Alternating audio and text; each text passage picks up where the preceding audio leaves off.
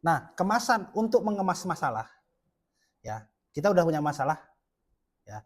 Nah, lalu kemudian yang harus kita kemas berikutnya itu adalah bungkus-bungkusnya adalah dalam satu artikel tuh harus ada yang namanya research gap, ya, research gap. Ini ada di dalam latar belakang.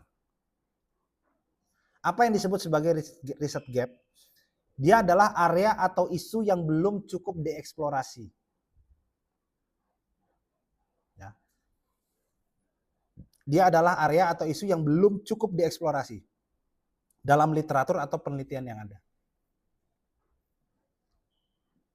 Ya. Contoh, kalau kita bicara perkawinan anak, seabrek sudah. Risetnya itu sudah seabrek di Indonesia. Sudah seabrek, banyak sekali. Nah, tapi ternyata kita temukan ada masalah di isu perkawinan anak ini. Masalahnya itu adalah tentang misalkan adalah bagaimana tentang persepsi, ya. Persepsi orang itu untuk menentukan atau memutuskan dia harus nikah atau tidak. Persepsi anak. Nah, ternyata ketika kita kemas, kita pelajari lebih lanjut, ternyata ada area di dalam perkawinan anak itu yang belum dijamah atau dikaji. Ada pendekatan yang belum digunakan misalkan. Apa? Misalkan dengan pendekatan geografi hukum misalkan. Dengan pendekatan geografi hukum atau dengan pendekatan teokrasi misalkan. Macam-macam dengan pendekatan yang lain. Nah, research itu yang disebut sebagai research gap. Ya, research gap. Karena nanti research gap itu akan menunjukkan yang namanya kebaruan. Ya, di situ nanti dia akan melahirkan kebaruan. Kebaruan yang membedakan risetmu dengan riset-riset terdahulu. Nanti kalian kalau mungkin ujian skripsi atau bimbingan skripsi, kalian pasti dicengin lah bahasanya. Tahu dicengin nggak? Dicengin itu apa ya? Hah? Diledekin sama dospem biasanya. Skripsimu ini udah banyak yang bahas gitu. Misalkan kalian bahas tentang kepatuhan konsumen, misalkan. Skripsimu ini sudah bahas. Nah, untuk membantah itu, kalian bisa gunakan riset gap ini. Memang sudah banyak yang bahas. Tapi pendekatan untuk menganalisis perilaku kepatuhan konsumen ini belum ada yang membahas dari aspek misalkan teori-teori di antropologi misalkan. Teori-teori misalkan di bidang ilmu komunikasi misalkan. Itu bisa menjawab gitu. Nah, paham ya? Apa itu masalah, apa itu riset gap?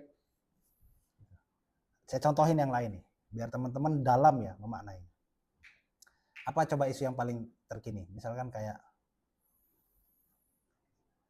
apa coba? Persaingan bisnis. Persaingan usaha itu namanya. Ya, persaingan usaha. Misalkan di isu persaingan usaha.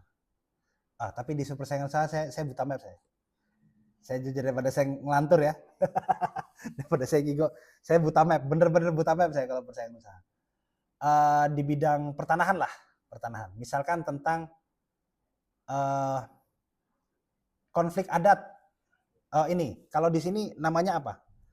Tanah, kalau di Jawa itu ada yang namanya TKD, tanah kas desa.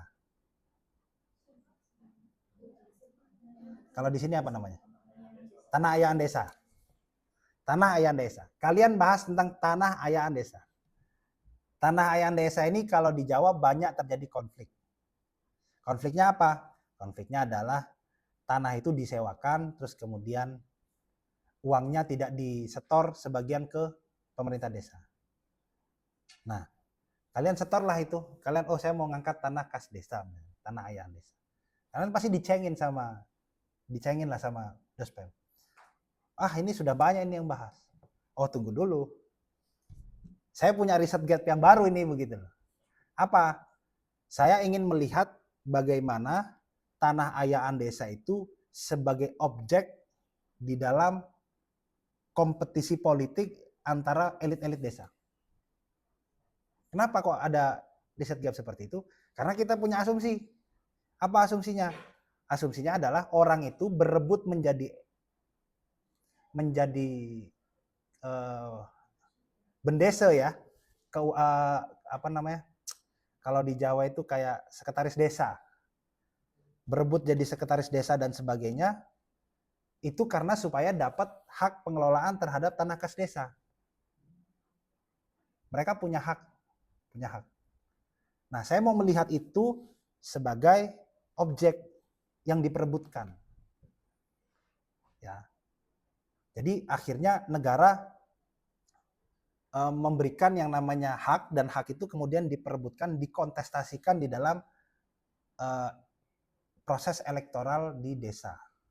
Kalau saya jadi dosen, saya langsung terima itu. Ada perspektif lain yang ditawarkan gitu. Nah, di situ kita harus inovatif. Itu yang menurut saya kalau saya baca riset-riset hukum, itu kurangnya itu di sana. Kadang-kadang ya riset hukum tuh kering gitu. Bahasnya hanya sekedar peraturan gitu aja. Ya kalau ada pertentangan nanti diselesaikan dengan asas, lex spesialis, derogat, lex generalis. Yang lex generalisnya ini, yang lex spesialisnya ini gitu. Itu aja biasanya. Nah, jadi itu riset gap ya. Ada banyak. Nah, ini nanti kita coba lihat. Ini adalah jenis-jenis riset gap. Riset gap itu artinya kesenjangan, bagian yang belum dieksplor. Ya, bagian yang belum dieksplor. Tahun ini saya menyelesaikan satu riset itu tentang kasus pelanggaran HAM berat. Kasus pelanggaran HAM berat masa lalu, ya.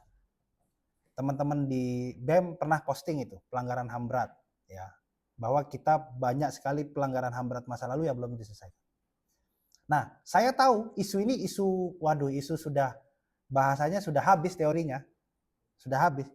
Itu sudah banyak sekali yang nulis, mau dari utara, selatan, barat, timur, itu mau dari penulis Indo sampai penulis internasional itu banyak yang bahas tentang pelanggaran HAM berat di Indonesia. Banyak sekali. Nah, tapi saya nemukan ada satu poin yang belum digunakan. Ada pendekatan yang belum digunakan terhadap kejahatan pelanggaran HAM berat. Dan itu adalah teori di dalam ilmu politik yang kemudian saya jadikan dasar untuk menganalisis pelanggaran HAM berat. Apa itu? Ada teori dari James Loxton itu tentang authoritarian successor parties. Jadi dia menjelaskan bahwa di satu negara berkembang yang mengalami transisi demokrasi, ada elit-elit lama, ya, elit-elit lama yang kemudian bertransformasi menjadi seorang demokrat. Dan dia itu cara dia bertransformasi bisa dengan sendirinya dan juga bisa dengan partai politik. Contohnya gampangannya siapa? Ya Prabowo, Wiranto. Mereka ini adalah elit-elit dari era sebelumnya. Mereka ini adalah pendukung dari Orde Lama, Orde Baru. Orang-orang di sekitar Soeharto yang kemudian ketika Soeharto lengser, dia bikin partai politik, dia beradaptasi dengan rezim baru dan kemudian dia bertransformasi menjadi seorang demokrat. Dia bertransformasi menjadi seorang demokrat, seolah-olah dia adalah orang yang demokratis di rezim hari ini. Nah, itu saya jadikan pendekatan. Untuk menganalisis apa? Untuk menganalisis bahwa kenapa hari ini pelanggaran HAM berat gagal dilakukan, ya karena salah satu sebabnya yang bikin undang-undang pengadilan HAM itu adalah orang-orang yang terlibat ini, yang diklaim sebagai ASP tadi, authoritarian successor parties ini. Ada militer di sana, ada TNI, ada Golkar, itu kan semua adalah pendukung-pendukung Orde Baru semua. Orde Baru runtuh, dia masih bertahan di parlemen, dia bikinlah undang-undang pengadilan HAM. Nah, undang-undang pengadilan HAM-nya sampai hari ini nggak bisa diterapkan, karena rumit sekali. Kerumitan contohnya ya, salah satu kerumitan adalah undang-undang pengadilan HAM itu membedakan antara institusi penyelidik dan penyidik. Itu kalau saya tidak salah, satu-satunya hanya di undang-undang pengadilan HAM. Biasanya penyelidik dan penyidik itu jadi satu orang atau jadi satu instansi. Penyelidik-penyidik Polri biasanya. Atau penyelidik-penyidik itu OJK. Penyelidik-penyidik itu KPK. Nah, untuk kasus pelanggaran HAM berat itu penyelidiknya adalah Komnas HAM, penyidiknya adalah Jaksa Agung. Nah, saya teliti itu. Nah, saya dapatkan riset gap-nya di sana. Versi saya sih berhasil. Menurut saya itu riset gap. Tapi nggak tahu versi editor jurnalnya ya. Ini lagi proses submit juga gitu. Ya itu temuan saya begitu gitu. Ya saya nggak tahu itu diterima apa enggak gitu. Kalau diterima ya syukur berarti kan. Tapi itu pendekatan baru gitu, ya, pendekatan baru. Dan khususnya di Indonesia belum ada yang mengkaji gitu. Saya sudah cek, oh, teori ini belum pernah dipakai nih gitu untuk analisis. Nah, pesan saya, teman-teman harus fleksibel dan open minded membaca masalah, menemukan riset gap. Pegang ya omongan saya, teman-teman harus open minded. Karena teman-teman nanti akan terbiasa bertemu dengan pengajar-pengajar purba yang akan menganggap bahwa ya riset hukum kamu hanya teliti peraturan saja. Ya, jadi itu sudah nggak zaman sudah itu. Ya, saya tidak bermaksud apapun. Saya ngajak teman-teman untuk maju. Kalau teman-teman cuma pakai ya yang namanya masalah riset hukum, ya udah riset peraturan aja, nggak bisa, teman-teman nggak akan go internasional begitu. Ya sekarang silakan pilih aja gitu loh. Kalau saya sih diajak riset hukum, ayo. Diajak berpikir secara yuridis ya, tahu berpikir yuridis. Berpikir yuridis itu berpikir yang saklek klek klek, ayo, itu kerjaan saya di lawyer itu. Tapi kalau diajak berpikir teori, ayo juga gitu. Nah, jadi teman-teman harus open minded dalam membaca itu. Nah, ini yang butuh kesabaran ini, mempelajarinya ini. Ada banyak jenis kesenjangan riset gap ya. Yang pertama adalah kesenjangan bukti. Ada kesenjangan bukti. Jadi ada beberapa penelitian sebelumnya itu menunjukkan kebenaran dengan konteksnya masing-masing. Namun ketika dibenturkan dengan hal yang lain ternyata terjadi kontradiksi. Ya. Kontradiksi jika dibandingkan secara lebih luas pada tingkat abstraksi yang lebih tinggi. Contohnya apa? Penelitian A menyimpulkan bahwa strict liability efektif diterapkan dalam pencemaran lingkungan Indonesia. Sedangkan penelitian B menyimpulkan bahwa strict liability menimbulkan ketidakpastian hukum karena lemahnya pembuktian di pengadilan. Gapnya apa? Ada kontradiksi bukti empirisnya. Ya. Tentang efektivitas strict liability dalam konteks hukum lingkungan di Indonesia. Jadi ada dua riset yang saling bertentangan. Itu teman-teman bisa berangkat dari situ. Ada kesenjangannya di sana. Yang kedua adalah kesenjangan pengetahuan. Nah, kesenjangan pengetahuan ini temuan penelitian yang diharapkan belum ada atau belum ditemukan. Ya. Ada aspek penting dari topik penelitian yang belum dijawab oleh penelitian terdahulu. Ya, belum dijawab oleh penelitian terdahulu. Jadi ini benar-benar baru. Ya, benar-benar baru. Contohnya apa? Misalkan dalam hukum perjanjian atau dalam hukum perjanjian. Oh, bukan. Dalam perbandingan hukum. Belum ada yang melakukan kajian secara komparatif perbandingan hukum tentang pertanggungjawaban data pribadi antara Indonesia dengan Malaysia misalkan. Nah, itu belum ada misalkan. Selama ini misalkan kajian-kajian tentang tanggung jawab data pribadi atau perlindungan data pribadi itu banyaknya ke Eropa misalkan. Nah, kita belum meneliti yang serumpun di Malaysia misalkan. Itu bisa jadi riset gap. Oh, berarti ada kekosongan literatur di sana yang nanti kita akan isi. Nah, yang ketiga adalah kesenjangan antara praktek dan pengetahuan. Kesenjangan antara praktek dan pengetahuan. Itu terjadi ketika praktek profesional atau perilaku di lapangan berbeda dengan hasil penelitian. Atau ketika praktek tersebut belum tercakup dalam literatur akademik. Ya, ada satu praktek atau fenomena yang belum tercatat secara akademik atau belum tersaji terbahas secara akademik. Ini menandakan adanya kesenjangan antara teori dan praktek. Contohnya apa? Contohnya adalah secara normatif AMDAL itu dipersyaratkan di dalam Undang-Undang Lingkungan Hidup. Ya. Dan AMDAL itu harus melibatkan masyarakat. Tetapi dalam kenyataannya di lapangan ternyata pelibatan masyarakat itu dilakukan hanya sebatas formalitas saja, tanpa ada partisipasi yang benar-benar substantif. Itu gap. Ya, sehingga ada jarak antara regulasi normanya dengan pelaksanaan di lapangan. Nah, tentu itu nanti akan dibuktikan. Itu yang nanti akan menjadi dibuktikan di dalam pembahasan. Berikutnya adalah methodological gap atau kesenjangan metodologis. Itu terjadi ketika metode yang dipakai sebelumnya kurang memadai untuk menjawab pertanyaan penelitian yang spesifik atau yang tertentu. Sehingga diperlukan pendekatan atau desain penelitian yang baru untuk menghasilkan wawasan yang lebih akurat dan lebih mendalam. Contohnya apa? Misalkan riset-riset terdahulu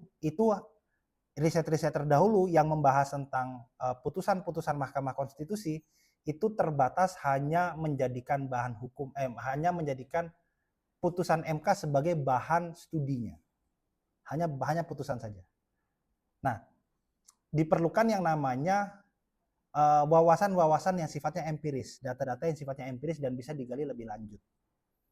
Yang dapat menjelaskan lebih terang kenapa muncul putusan-putusan semacam itu. Sehingga dengan apa metodenya? Wawancara. Ya, bertanya, wawancara, lalu kemudian melakukan analisis biografi terhadap hakim-hakim MK, sehingga nanti kelihatan bagaimana background pendidikannya dengan putusannya. Nah, itu kan metode ya, metode. Berikutnya adalah empirical gap, kesenjangan empiris.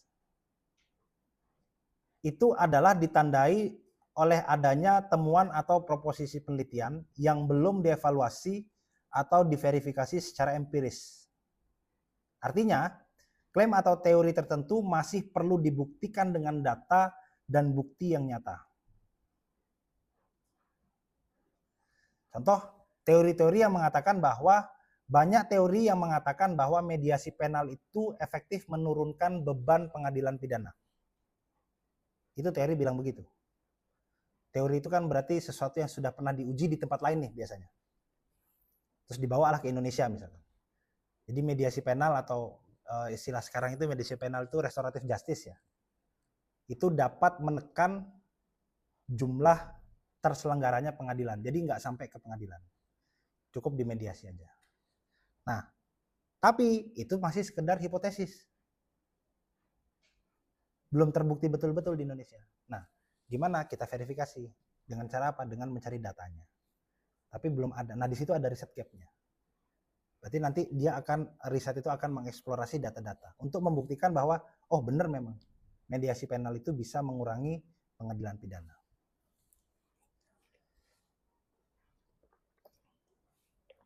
Berikutnya adalah theoretical gap, kesenjangan teoritis. Itu muncul ketika teori yang ada belum digunakan atau belum cukup menjelaskan fenomena tertentu. Hal ini menunjukkan perlunya penerapan teori baru atau pengembangan teori yang lebih sesuai untuk menghasilkan pemahaman yang lebih komprehensif. Nah, yang tadi saya ceritakan tentang riset saya soal authoritarian successor parties itu jenisnya adalah theoretical gap. Gitu. Jadi ada satu teori di ilmu politik yang belum digunakan untuk menganalisis fenomena tertentu di Indonesia. Fenomenanya pelanggaran HAM berat itu. Nah, contoh lainnya adalah misalkan kajian hukum administrasi. Itu pendekatan teorinya selalu digunakan teori-teori klasik di birokrasi. Jadi berbicara tentang good governance itu selalu perspektif yang digunakan adalah perspektif teori-teori klasik birokrasi. Padahal hari ini kan sudah ada digital governance. Begitu-begitu. Nah, itu harus di-update teori-teori terbarunya. Berikutnya adalah population gap, kesenjangan populasi. Terjadi ketika kelompok populasi tertentu belum terwakili atau kurang diteliti dalam penelitian sebelumnya. Misalnya berdasarkan jenis kelamin, ras, usia, wilayah geografis. Kesenjangan ini penting untuk memperluas generalisasi hasil penelitian. Contoh, sebagian besar penelitian hukum lingkungan berfokus pada korporasi besar, tetapi belum banyak yang meneliti tanggung jawab hukum UMKM atau masyarakat adat dalam pencemaran lingkungan. Itu contohnya. Gap-nya adalah populasi pelaku kecil dan komunitas lokal belum mendapat perhatian dalam riset hukum lingkungan. Itu dia gap-nya. Nah, itu dia. Nanti ini saya bagi, teman-teman bisa merenungi lebih mendalam gap-nya itu apa sih gitu. dari setiap riset itu.